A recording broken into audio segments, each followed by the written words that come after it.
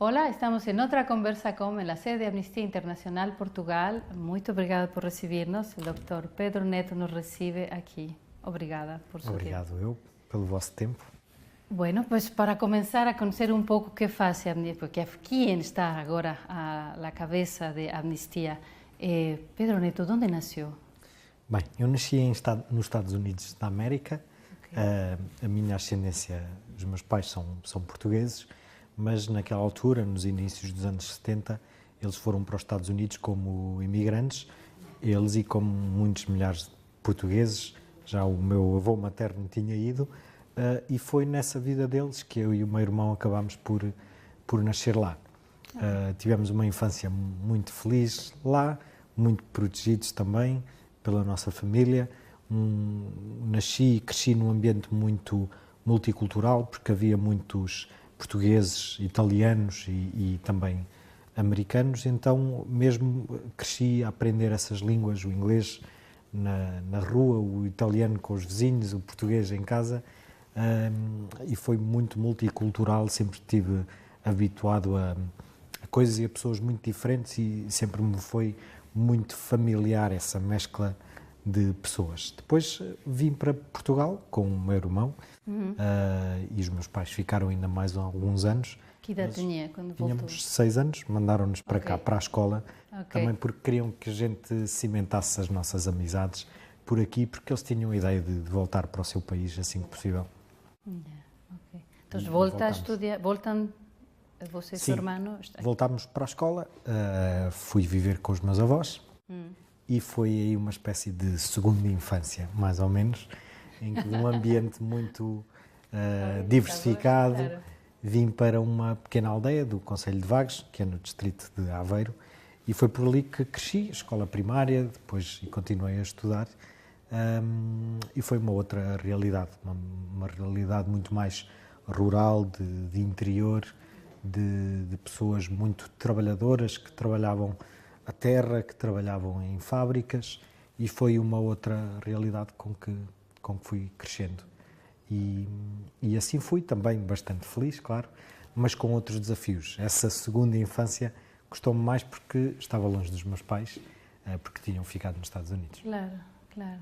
E depois a estudar, que estudia? Estudei muitas coisas. Sempre tive também alguma... Eu na escola secundária não gostava muito de estudar, tinha as notas que eram mínimas para passar de ano, e fazia ao mínimo porque não gostava muito de estudar.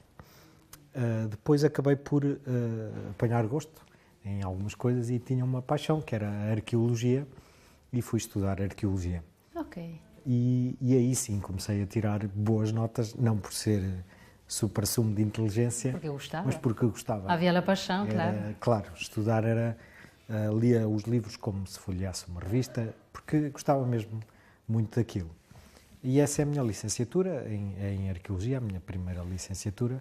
Depois também neste sentido de fui-me apaixonando por outras coisas na vida e até fazendo outros trabalhos e senti necessidade de aprofundar os meus conhecimentos e fui estudar outras áreas. Estudei ciências religiosas, porque antes os meus pais, os meus avós são uma família tradicionalmente cristã, e eu estudei há alguns anos no período da escola secundária, estudei num seminário e tive também esse gosto, um pouco semelhante à arqueologia de procurar raízes, procurar o sentido das coisas, de onde é que vimos e para onde é que vamos, claro. E na busca desse sentido mais profundo da vida e do mundo, casei muito bem estes dois assuntos, as ciências religiosas e o fenómeno das religiões e também a arqueologia, numa vertente mais histórica.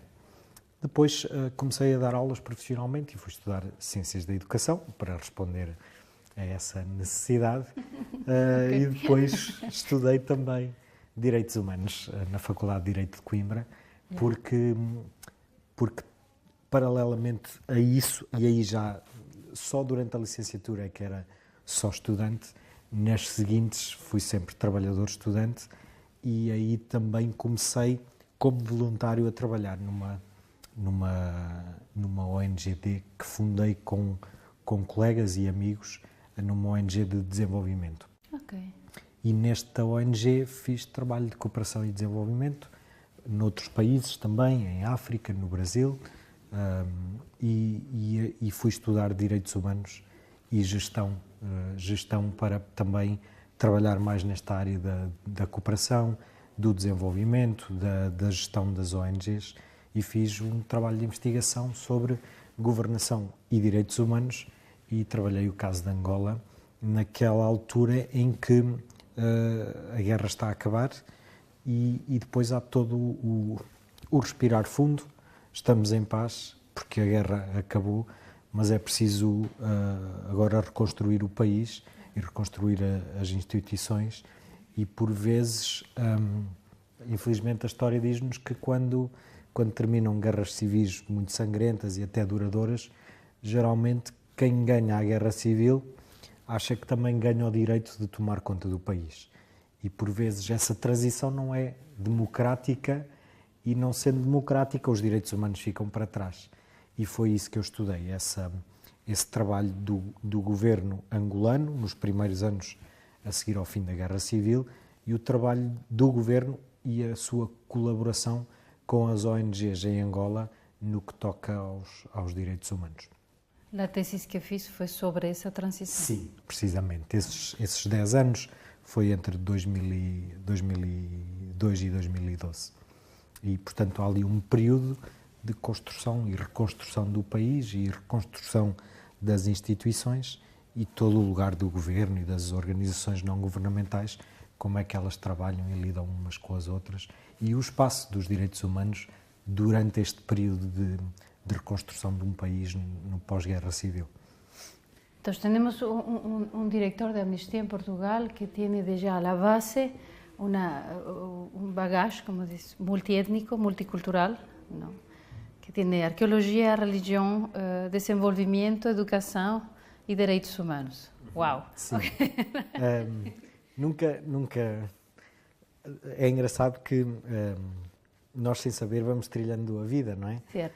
E na altura havia até assuntos tão diferentes e pessoas que me perguntavam pela utilidade de tudo isto, de todos estes estudos, e porque também é um investimento financeiro da minha parte. Claro. Mas não é, parece que as coisas, às vezes no presente, não temos resposta para dar, nem nos faz muito sentido, é só porque gostamos e porque nos parece fazer sentido naquele momento, mas agora olhando para trás e vendo-me aqui também ao serviço dos direitos humanos na Amnistia Internacional, claro, eu percebo que todo este percurso foi importante e que tudo concorreu para eu fazer também um melhor ou pior trabalho. Claro que tudo isso ajuda, a equipa espantosa que trabalha comigo também ajuda, mas acho que tudo, as coisas, ainda que por vezes nos aconteçam coisas ou façamos o nosso caminho por instinto ou por paixão ou por sentimento que é por ali, há algum tempo e algum dia olhamos para trás e percebemos que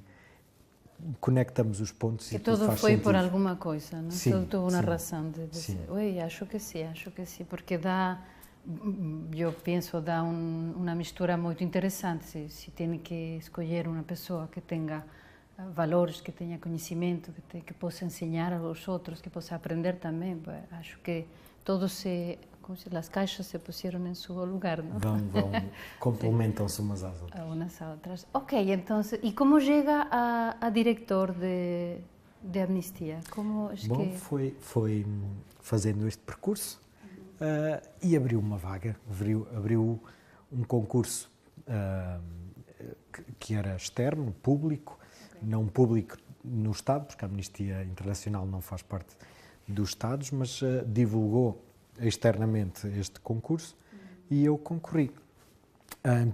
Primeiro não era para concorrer, porque achava que também, estando em Aveiro e percebendo que é um trabalho em Lisboa, depois a Amnistia Internacional é uma organização mítica, uma organização que está em todo o mundo e que atua em direitos humanos com uma relevância fantástica, e nós até na nossa humildade e receio até de não conseguirmos, não fui concorrente. Aí saiu o português. E havia, pois, mas houve pessoas que me foram sempre insistindo para eu concorrer, que me iam mandando o link para o concurso e eu acabei por fazer a candidatura, que foi um processo bastante longo, com várias entrevistas, testes, com trabalhos para fazer que simulavam aquilo que depois é o desempenho das nossas funções e fui selecionado. E com bastante medo na altura,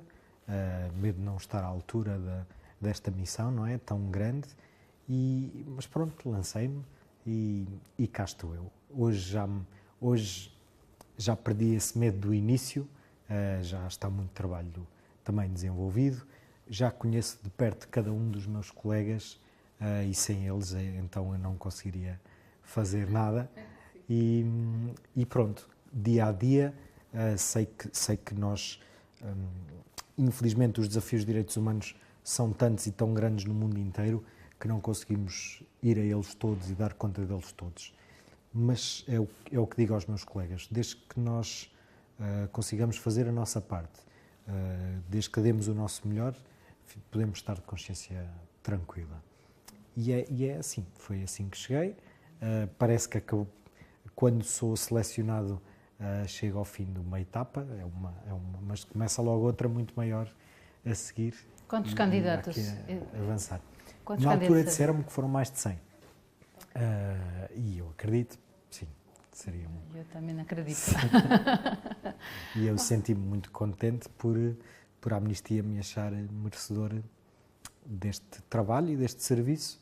E agora o que peço todos os dias é que eu esteja à altura e que consiga honrar quem mais precisa de nós. E quando chegaste a este posto, quando começaste, imagino que tinhas expectativas, imagino que chegaste com um estado de espírito, decir, vou fazer isto, tenho aquela ideia. E agora, como ves, é Pedro Neto que chegou e o Pedro Neto que está aqui sentado na entrevista. Sim, é o mesmo. As expectativas continuam as mesmas e os sonhos também continuam os mesmos. Claro que antes eu estava numa ONGD mais pequena, em que éramos também quase todos voluntários, e tenho aquela nítida sensação do quão difícil é mudar o mundo e do quão difícil é fazer um trabalho que tenha consequência. Quando cheguei cá, fiquei deslumbrado por esta capacidade tão grande de tantas pessoas no mundo, e a Amnistia conta com mais de 7 milhões de pessoas que, ao nível profissional, ou como voluntárias, ou na liderança, ou no ativismo, que trabalham juntas e coordenadas. E é desse trabalhar junto e dessa coordenação que depois também ganhamos muita força e capacidade de mobilização e de transformação de políticas públicas que favoreçam os direitos humanos. E, portanto,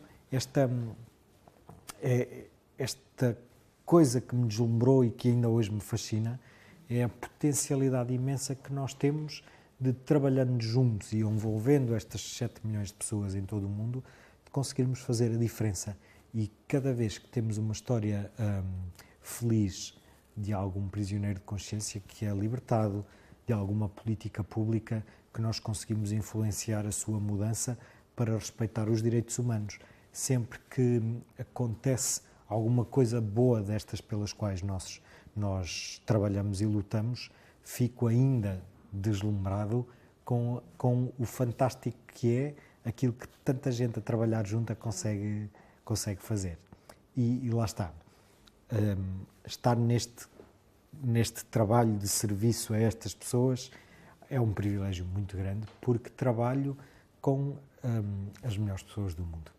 Quer aqueles que estão na frente de trabalho, na luta pelos direitos humanos, quer com as pessoas que estão envolvidas na Amnistia Internacional e que também se fazem defensoras de direitos humanos. Bueno, no podemos ignorar que trabalhar em direitos humanos e enfrentar o que se enfrenta, porque enfrentas tortura, enfrentas injusticias, enfrentas, não sei, crímenes, asesinatos de toda índole e de todo caso. Como é que Pedro Neto consigue retroalimentar essa parte espiritual? Porque não é fácil confrontar constantemente a crueldade humana.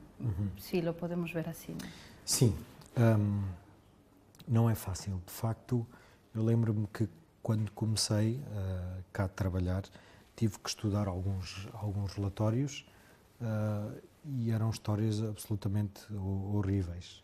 Marcou-me de forma muito forte um relatório sobre prisões na Nigéria, para onde iam as pessoas que fugiam das aldeias que estavam tomadas pelo Boko Haram e, ao fugirem, eram capturadas e as forças das autoridades, pensando que associavam-nas ao Boko Haram, e prendiam toda a gente.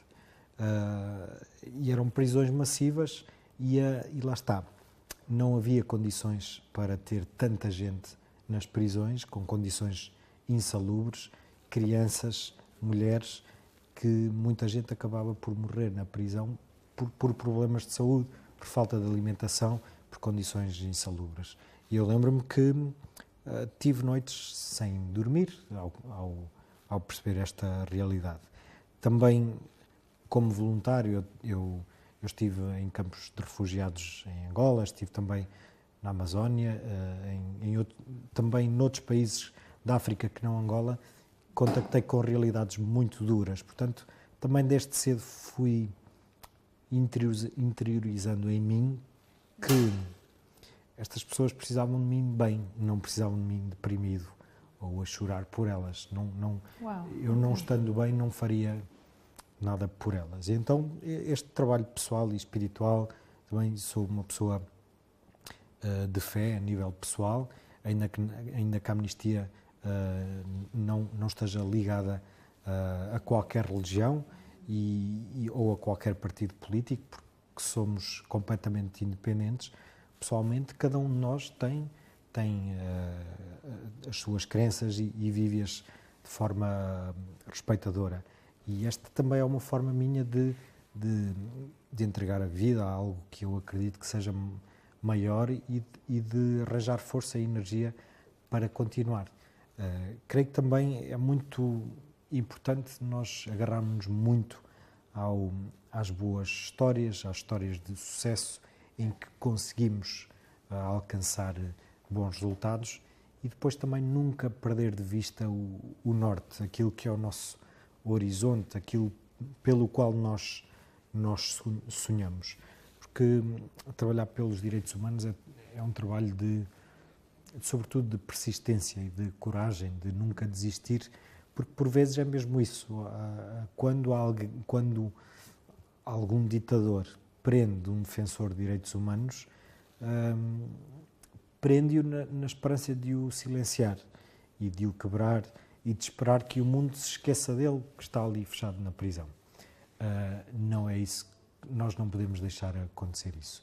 E por isso temos que persistir e persistir até que vencemos. E eu acredito, tenho uma profunda crença nisto, que o bem comum e que o bem sobrepõe-se sempre ao mal. Por mais tempo que demore, acontece sempre. E é nessa crença e nesta certeza que avançamos e que vamos conseguindo uns dias vitórias, outros dias derrotas, mas sempre. O problema não é cair, é ficar no chão. Vamos cair muitas vezes, mas há que levantar e prosseguir adiante. Claro. Resistência, perseverança. Claro. Há que perseverar. E agora falando, disseste que tu havias criado uma pequena ONG antes de vir aqui. O que passou com a tua ONG? Está lá? A ONG está lá, continua a trabalhar, não é? Muito bem. Mas lá está, nós não podemos ser eternos nas coisas. Claro. E nesta questão da liderança, quando nós exercer a liderança, é também capacitar os outros que caminham connosco para a liderança. E capacitá-los a liderar e depois, na hora de sair e dar lugar aos outros.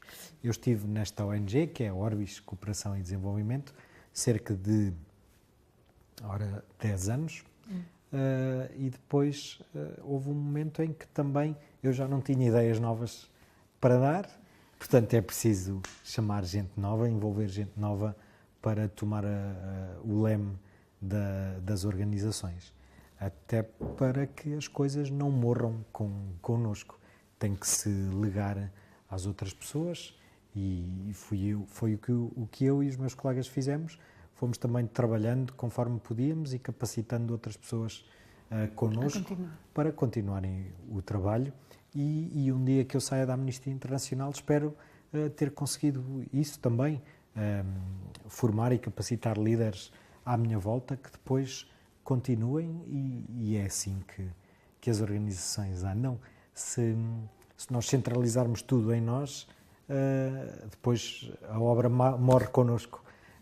Portanto, temos que trabalhar em equipa, até porque ninguém faz nada sozinho, isso é uma ilusão que algumas pessoas poderão ter, mas não deixa de ser ilusão. Portanto, acho que só trabalhando com as pessoas e para as pessoas, envolvendo-as e estando com elas, é que depois também as coisas continuam além de nós. Bueno, agora vamos a pasar a la parte quizá una retrospectiva de lo que es Amnistía. Y es Amnistía Internacional, que es donde nace realmente al Internacional y pues fica aquí en Portugal. Y me estaba a decir que havia 3 pilares que tem agora a Amnistia Internacional. Sim. Bom, o nosso trabalho é muito sistemático. Nós temos 3 pilares, que é também de onde vem a nossa fórmula, digamos assim. Em primeiro lugar, a investigação. Nós fazemos muita investigação de direitos humanos.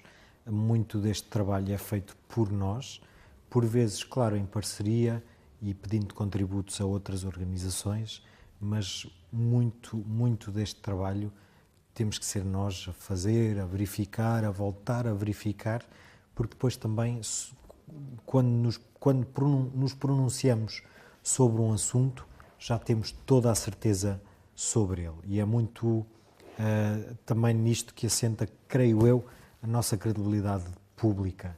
As pessoas sabem que quando nós dizemos alguma coisa é porque de facto assim é. É porque vimos, verificamos, pedimos contraditórios, investigamos com todo o nosso empenho para perceber de facto aquilo que é a realidade e aquilo que está a acontecer. E neste tempo em que se fala de pós-verdade, em que se fala de fake news, em que os governos e algumas autoridades utilizam o framing e trabalham o estabelecimento da agenda para fazerem com que o público tenha determinada opinião pública, para que as pessoas pensem em determinadas coisas. Nesta altura e no mundo de hoje, nos dias que correm, este trabalho da investigação e de uma investigação muito séria e credível e apurada é muito importante. O segundo pilar é o que vem a seguir à investigação, que é a forma que nós temos de fazer a mudança acontecer. Por um lado, a advocacia social e política e, por outro lado, a mobilização. Nós trabalhamos na mobilização de pessoas, somos 7 milhões de pessoas, como disse há pouco, e também é da mobilização destas pessoas que conseguimos pressionar os governos ou as autoridades ou os abusadores de direitos humanos a inverterem a situação que está a acontecer e que documentámos e investigámos antes. Este trabalho da advocacia social e política com o trabalho da mobilização, da pressão pública, da comunicação e das campanhas da educação para os direitos humanos caminha lado a lado porque contagia um para o outro. Nós precisamos, para mudar o mundo e para transformar a sociedade, temos que imbuir a sociedade e as pessoas de direitos humanos. E também temos que atuar com os governos e de forma a sensibilizá-los e a alertá-los, apelar e exigir, quando necessário, que a mudança aconteça. Por vezes é com a pressão pública que conseguimos também que essa mudança aconteça e que os governos se vejam forçados a fazer acontecer essa mudança pelos direitos humanos e reverter situações de abuso de direitos humanos. Como disse há pouco, por vezes os abusos de direitos humanos são feitos pela calada, às escondidas. Portanto, é necessário trazê-los para a verdade, para a luz, para que sejam conhecidos, para que depois também sejam responsabilizados quem abusa de direitos humanos, e isso faz-se também de forma pública numa sociedade que é esclarecida e conhecida da realidade. É a única forma de transformar o mundo. Falaste de 7 milhões de pessoas. 7 milhões de pessoas fazem parte da Amnistia ou trabalham para a Amnistia em todo o mundo? Fazem parte da Amnistia em todo o mundo. Algumas delas trabalham a tempo inteiro, como é o meu caso, como é o caso dos meus colegas. Outras são voluntárias, como é o caso dos ativistas, que são o grosso destes milhões de pessoas que se organizam mobilizando-se em campanhas na rua, na internet, por todo o mundo. E depois também há outros voluntários, que são os nossos membros, que são como se fossem associados e que são eles que também democraticamente vão verificando o meu trabalho, se estamos a trabalhar bem, nós que estamos mais dedicados profissionalmente, e depois também aqueles que são por eleições, escolhidos por um processo eleitoral como todas as associações têm, e que são eleitos para mandatos em que exercem a liderança estratégica do nosso movimento, quer ao nível nacional, quer ao nível global. E é por aí que vamos fazendo o nosso caminho. Todas essas pessoas, todos os líderes eleitos são voluntários, fazem-no voluntariamente, e isto quer a nível internacional, quer a nível nacional, e é assim também que a nossa organização, de forma interna, vive democraticamente, toma decisões, define prioridades e define o trabalho que faz nestas três dimensões: a investigação, a advocacia social e política e a mobilização. É muito importante o que dices, porque é certo que a investigação é saber que tão certo é a informação que vai sair ou que vas a defender, porque vas a poner tempo, dinheiro, elementos, pessoas e, sobretudo, vontade de que está passando, se está preso, se há perseguição, o sea. E é verdade que personalmente eu vejo passar muitas coisas por Facebook que a vezes desinforma mais que informar. E a vezes eu me pergunto, será verdade? Não será verdade? Como sabe? Então, me dá muita segurança a mim como pessoa, eu faço parte da Amnistia, que efectivamente há um estudo atrás que me diz isto que estamos a defender é realmente uma coisa que é verdade, porque investimos tempo, investimos, não sei, investigação e sabemos que está a ocorrer agora, neste momento, esta injustiça. Claro. E a outra é a mobilização. Como organizam a mobilização? Porque é a nível mundial, é enorme isso. Sim. Conduzir, eu costumo às vezes digo, conduzir um barco pequenino é fácil. Nós viramos o leme e o barco vira logo. Conduzir um navio grande ou uma frota de navios é mais difícil. Para fazermos que lá à frente temos que virar, temos que começar a preparar isso agora. É um pouco assim que nós trabalhamos, com um plano estratégico que é plurianual, com um plano operacional que é anual e um orçamento que é anual. Depois temos campanhas globais que duram os anos que for necessária, mas numa média de 2, 3 anos, em que há temas que nós trabalhamos muito a sério em todo o mundo. Neste momento estamos a trabalhar muito a questão dos refugiados, porque é um problema que existe e persiste e parece que se arrasta sempre. E também a questão dos defensores de direitos humanos, que nunca como hoje se viram tão ameaçados no seu trabalho. E há bem pouco tempo a minha colega da Amnistia Internacional da Turquia esteve detida, esteve presa por fazer o trabalho que eu faço. O presidente da Amnistia Internacional da Turquia passou pela prisão e com um julgamento moroso e que continua e que persiste sem se resolver. Também na América Latina, muitos defensores de direitos humanos são ameaçados, muitos até já assassinados, e os números são elevados. O ano de 2016 contou com mais de 200 pessoas assassinadas por defenderem direitos humanos. O ano de 2017 a mesma coisa, e o número vem a crescer. Isto é tão relevante como aquilo que disse antes, de que a informação, as pessoas, ou melhor, há líderes que querem manipular a informação para que a opinião pública e o mundo saiba o que eles querem que seja conhecido. E é nesta perspectiva, dou-lhe o exemplo de Donald Trump, que diz que todos os mexicanos quase são traficantes de droga e é nesta informação que ele quer validar a necessidade da construção de um muro, do prolongamento do muro, da dificuldade de entrada nos Estados Unidos. Ele quer-se fazer passar a mensagem de que todos os refugiados são terroristas, como forma de validar o fecho das fronteiras e o não acolhimento a quem mais precisa de nós nesta altura em que foge da guerra e da miséria. E, portanto, é muito importante o acesso a uma informação credível e válida, e creio que nunca como hoje o trabalho das ONGs e até da comunicação social de forma geral, global e muito específica até, aliás, nunca foi tão importante para dar aqui uma outra narrativa e dar a realidade de uma perspectiva mais apurada e mais realística, e não sob a perspectiva que alguém quer fazer passar porque quer validar as políticas que quer implementar. E muitas vezes são políticas injustas que afrontam os direitos humanos e que não respeitam a dignidade do ser humano. E é por isso que é muito também relevante este trabalho que nós fazemos, mobilizando depois também as pessoas, dando-lhes a conhecer e divulgando por todos os meios que nós temos do trabalho que vamos fazendo, e também mobilizando-as para assinarem petições, para se manifestarem e para fazerem manifestações pacíficas na rua quando é necessário, porque estes líderes, quando se sentem pressionados, recuam nas suas más intenções. Nós temos a sorte de ter pessoas muito apaixonadas e muito comprometidas com os direitos humanos.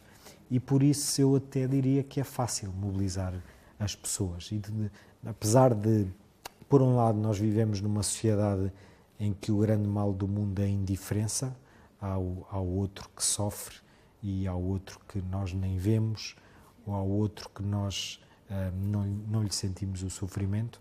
Esse é um grande problema, mas quando as pessoas são envolvidas, têm paixão pelas causas, elas mobilizam-se e depois juntos é fácil fazer acontecer, quando somos muitos.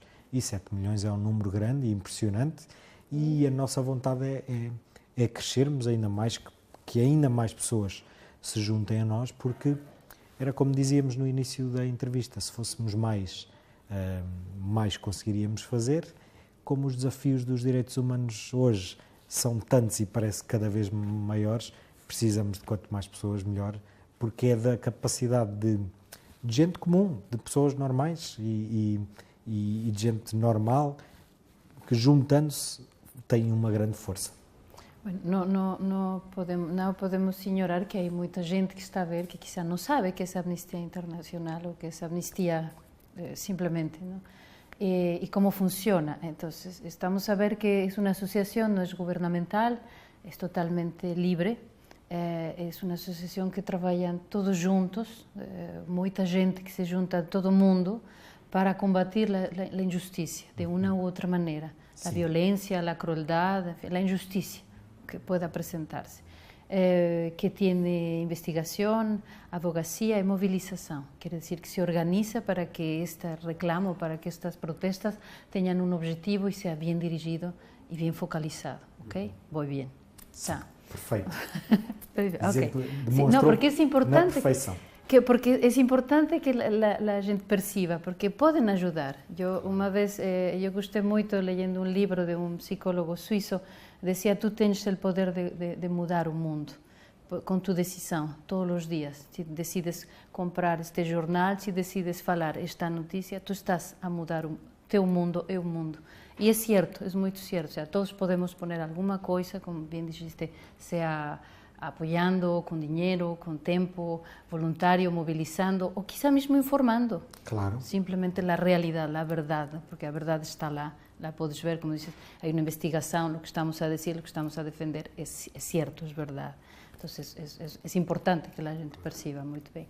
E agora, se vocês são independentes, de onde vem o financiamento para todo este monstro que é a Amnistia? Porque é muito grande. Sim, somos muitas pessoas, é uma máquina grande, a capacidade de trabalho é fantástica e a nossa independência tem que estar ligada ao nosso financiamento e que é muito simples. Nós temos milhares, milhões de pessoas que nos apoiam e que, com a regularidade com que podem, dão-nos um pouco.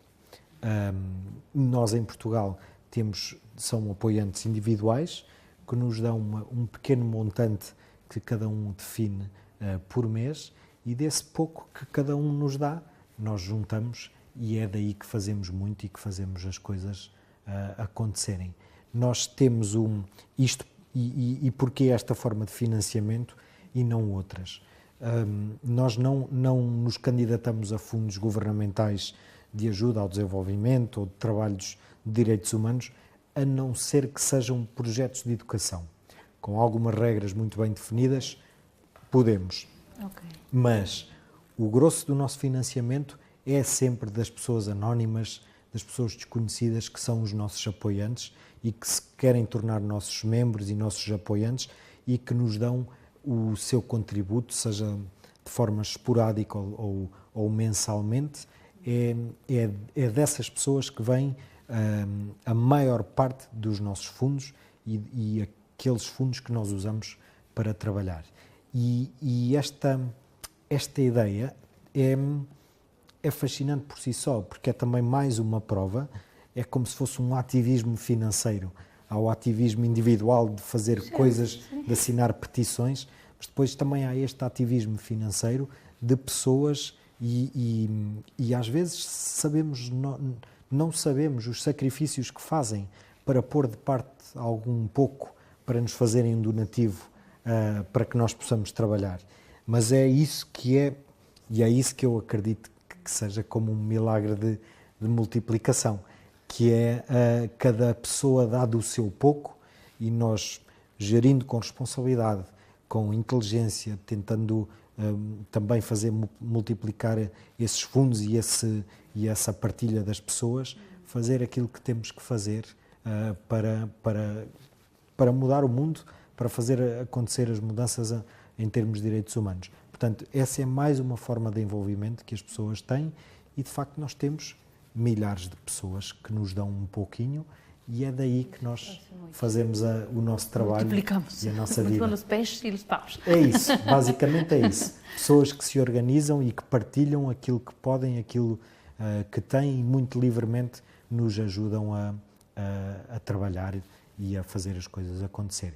É graças a essas milhares de pessoas anónimas que eu posso estar aqui a tempo inteiro e a trabalhar a tempo inteiro, porque elas permitem-me eu receber um vencimento para fazer o trabalho que desenvolvo. Se não fossem elas, eu não conseguiria. E, portanto, tudo o que eu faço e tudo o que consigo alcançar com os meus colegas, também a essas pessoas o devo. Estamos em rede e somos todos dependentes uns dos outros para conseguir atingir os nossos objetivos. E onde é a sede internacional? É em Londres. Nós temos uma sede em Londres, que era a cidade do nosso fundador, o Peter Benenson, que era um advogado nos anos 60, que lia notícias de prisioneiros de consciência, de pessoas que eram presas só porque pensavam diferente e as autoridades ou os governos sentiam-se ameaçados e prendiam-nos. E Portugal viveu muito isso no tempo da ditadura, também a América Latina, muitos países, infelizmente, onde não há liberdade de expressão e pensamento. E ele teve a ideia de, se conseguisse organizar vários grupos e várias pessoas que escrevessem cartas aos responsáveis que prenderam essas pessoas e pressioná-los, inundá-los de cartas a pedir a libertação das pessoas, que conseguiria fazer a mudança acontecer e trazer liberdade para essas pessoas injustamente detidas.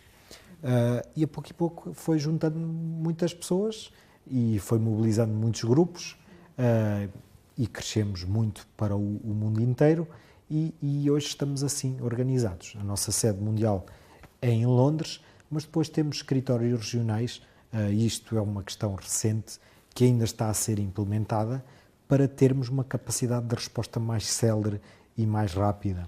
Dou-lhe um exemplo.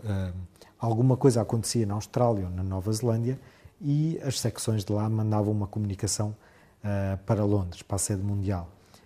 E aqui a diferença horária arrastava muito o tempo e os dias porque enviava para um lado, estavam a dormir, quando respondessem de Londres já era noite. Estavam a banhar. Pronto. Assim descentralizámos-nos e espalhámos-nos com escritórios regionais um pouco por todo o mundo, o que tornaram a amnistia mais ágil e mais rápida. Depois estamos também ainda com secções em muitos países, em mais de 100 países do mundo. Estamos praticamente em todos os países, em alguns com uma presença mais sólida, outros com uma presença mais difícil, porque são países onde há muitas dificuldades de direitos humanos. Okay. Há alguns países onde é muito difícil entrarmos, como por exemplo a Coreia do Norte, mas vamos estando atentos e, à medida das nossas capacidades, que infelizmente são limitadas, fazermos tudo o que podemos para estar em todo o lado. E hoje em dia tenho esta convicção de que já é muito difícil um governo que cometa abusos de direitos humanos se conseguir esconder de nós.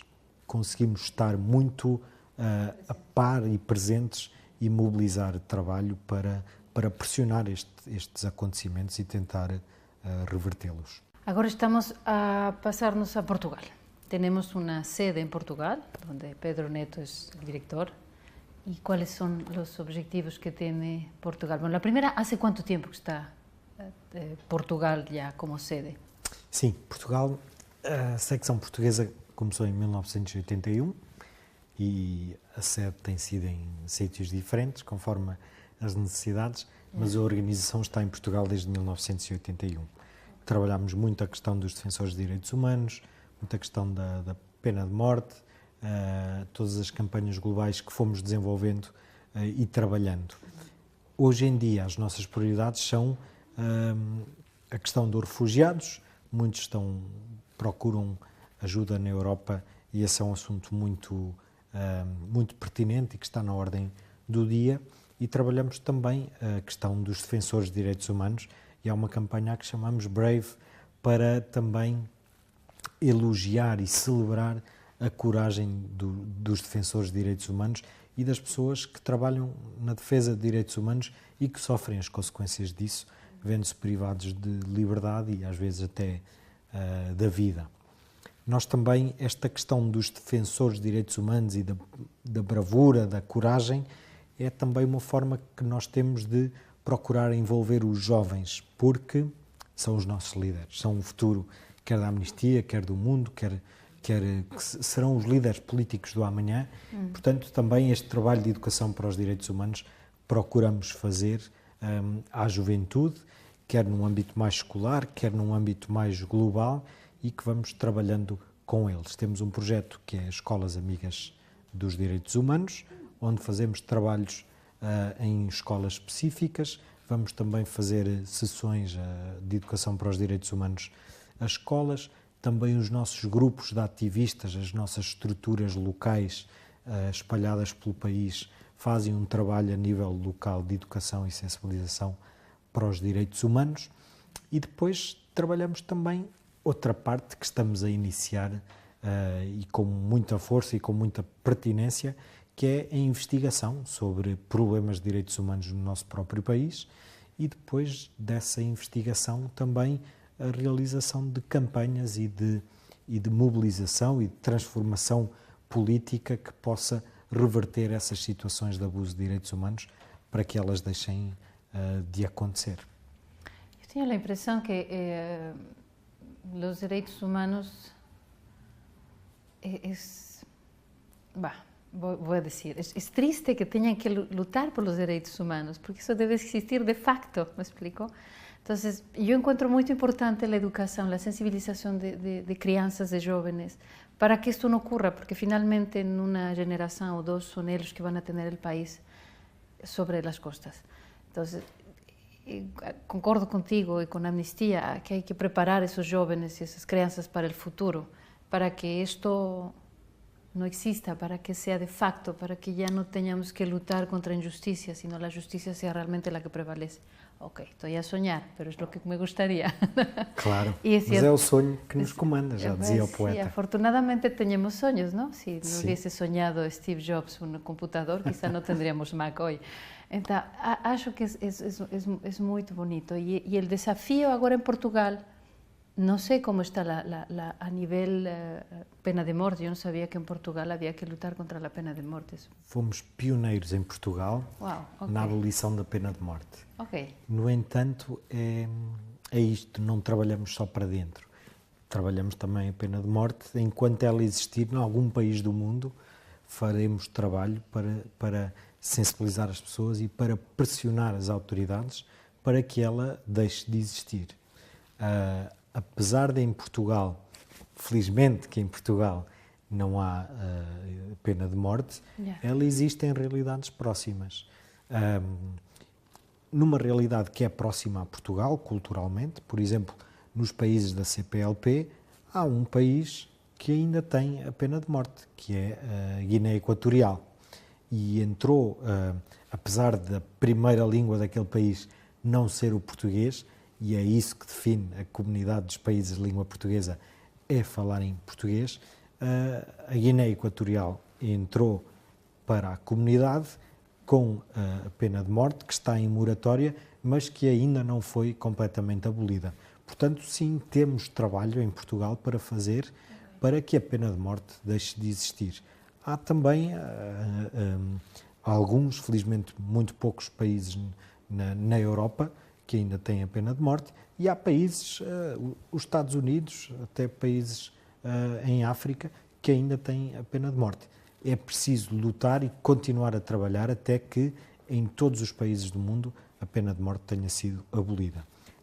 Quando a Amnistia Internacional começou a trabalhar a questão da pena de morte, eram poucos os países que não tinham a pena de morte, mas que duplicaram ao longo destes anos, e hoje em dia a pena de morte, ou melhor, os números de execuções são muito restringidos a 6, 7 países do mundo, ou seja, é muito mais fácil agora endereçar o problema e resolvê-lo porque ele está muito mais localizado.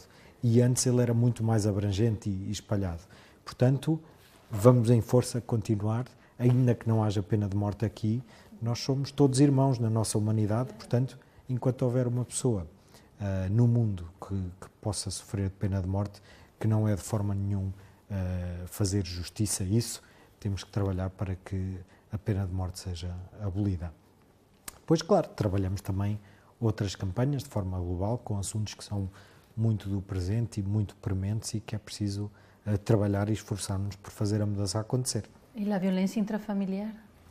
Existe em Portugal, não temos dados concretos sobre isso de forma geral, mas trabalhamos e há um dado que preocupa, que é a violência de género, a violência doméstica. Tivemos o ano passado um acontecimento que foi um pouco paradigmático e que trouxe estes acontecimentos para a ordem do dia, que foi um acórdão do Tribunal do Porto, da Relação do Porto, em que desculpa o homem quase de violência doméstica e não admite um recurso de uma queixa de uma mulher que foi vítima, porque desculpabiliza com outros dados este facto, este crime que é a violência doméstica e a violência de género.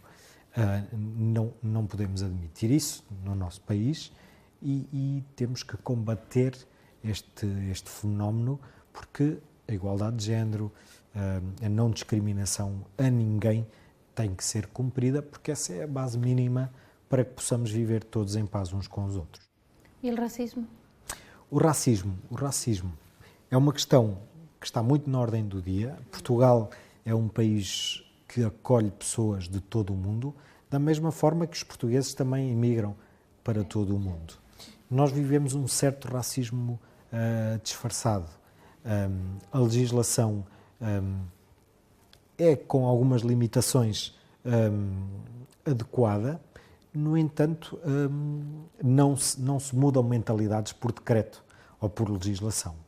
E vemos que há ainda atitudes muito graves de racismo em Portugal e que é preciso reverter.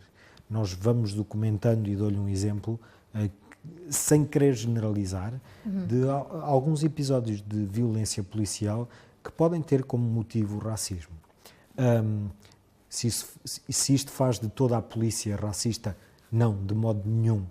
E esta generalização é muitas vezes perigosa e faz-se muito facilmente. Na era das redes sociais, generalizamos tudo. Mas há agentes policiais que podem ser racistas e que, no exercício das suas funções, dão cumprimento a esse racismo. E isso não pode acontecer. Não podemos assistir a violência policial em que a motivação é o racismo. E esses maus agentes têm que ser identificados e disciplinados, diria até mesmo expulsos. Está nesta altura, e documentámos isso no nosso relatório anual, o episódio de violência numa esquadra de polícia em Alfragide e que está a transitar para a justiça, e oxalá que seja feita justiça para que, por um lado, as pessoas possam andar tranquilas na rua, sabendo que quem abusa de direitos humanos não fica impune, e também que a própria polícia possa ver o seu nome limpo, porque, por causa de uns muito poucos maus agentes, não podem pagar todos os outros agentes e toda a outra polícia. O bullying. O bullying vai existindo. Aliás, temos um projeto para trabalhar o bullying nas escolas. Tivemos até 2016, entre 2014 e 2016, trabalhámos muito a sério este projeto em algumas escolas do nosso país, e esse projeto também deixou materiais e um legado para apoiar os professores e os alunos na educação para o respeito, porque o bullying só acontece quando não há respeito. E isto é transversal, não é só na sociedade e nos adultos, é também nas escolas. E as vítimas têm que saber como se defender. Muitas vezes os agressores também foram eles vítimas, e o ambiente nas escolas tem que ser um ambiente saudável, tem que ser um espaço seguro para as nossas crianças e os jovens poderem crescer. Portanto, temos aí uma série de materiais para combater também estes preconceitos de género, de orientação sexual, de tudo o que sejam coisas que possam ser terreno fértil para a acusação, para a pressão social, para a pressão psicológica, para o bullying, porque não há razão absolutamente nenhuma para que uma pessoa se possa sentir constrangida a viver e a pensar e a sentir aquilo que sente, e é nesse âmbito que trabalhamos a questão do bullying nas escolas. O mobbing? O mobbing também é uma forma mais global, não temos dados sobre ela, não há um estudo feito sobre o mobbing em Portugal. No entanto, há políticas também de defesa do género, de igualdade de género nas empresas.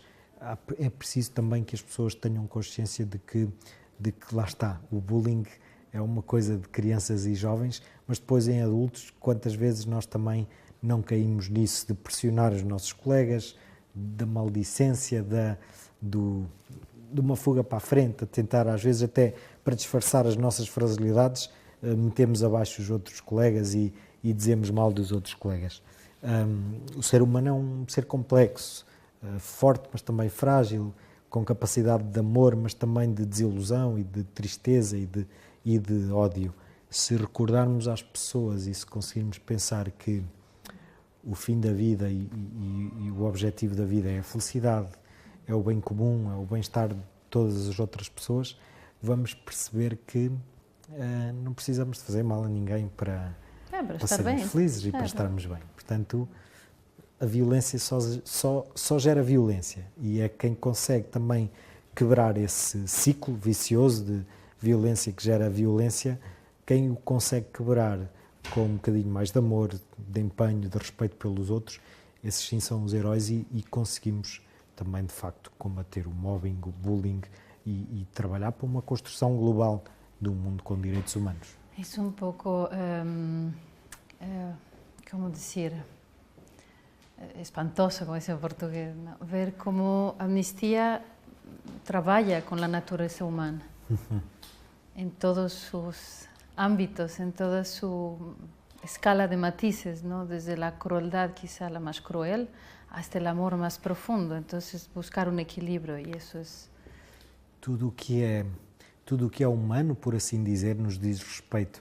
Nós não nos podemos separar nós não podemos separar o ser humano dos direitos humanos e não nos podemos separar a nós dos direitos humanos, porque é indissociável.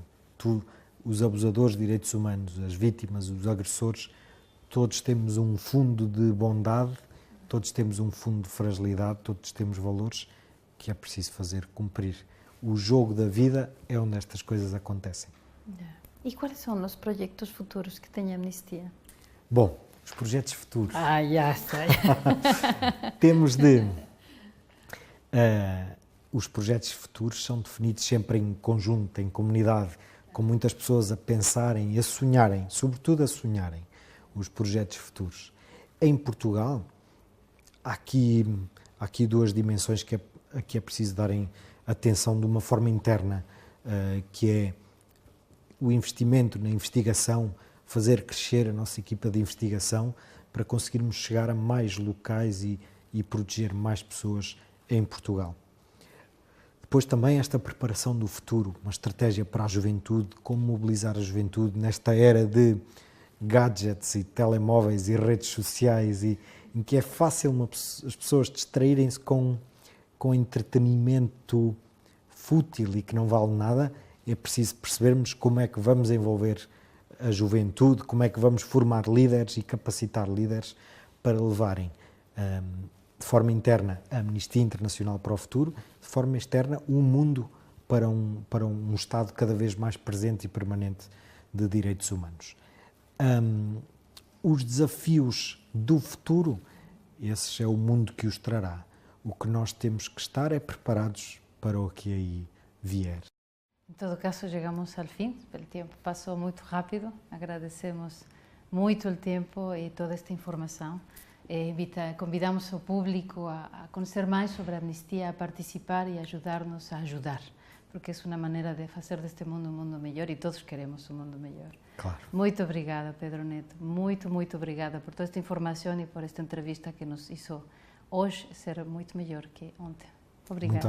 Muito obrigado. Obrigada e hasta outra próxima conversa com